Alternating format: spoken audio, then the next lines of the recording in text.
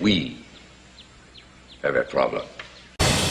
We've had millions of strange illegals pour in since the last election. Well, what's that mean for this election? We now have so many non-citizens in the country that if only 1 out of 100 of those voted, they would cast hundreds of thousands of votes. If a nefarious actor wants to intervene in our elections, all they have to do is check a box on a form and sign their name. That's it. That's all that's required. Illegals voting? Democrats told us that's impossible.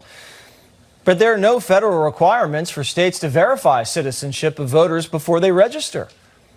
Republicans introduced a bill that would change that. If you want to vote, prove you're a citizen first. But Democrats are going to kill it in the Senate. They say it's already illegal for migrants to vote, so who cares?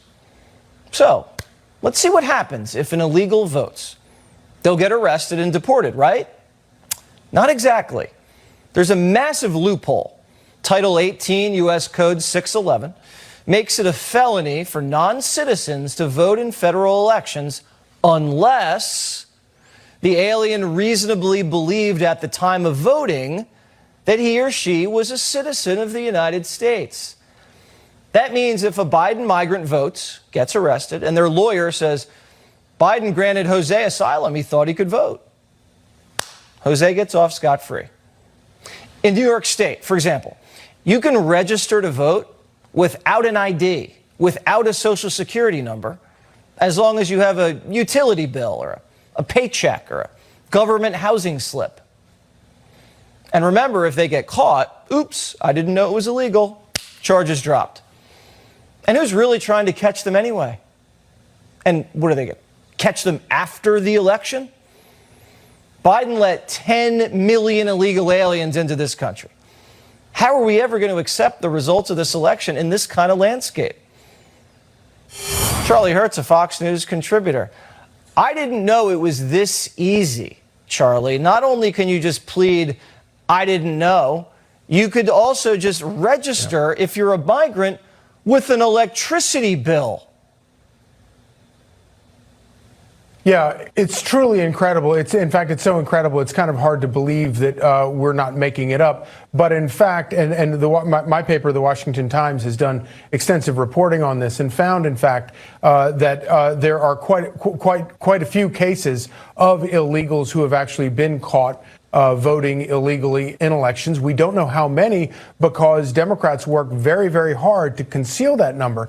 And, to start with, I think it's important to highlight what an important point you just made a minute ago, which is Democrats say, well, the reason we don't need to worry about this is because it's illegal for them to vote.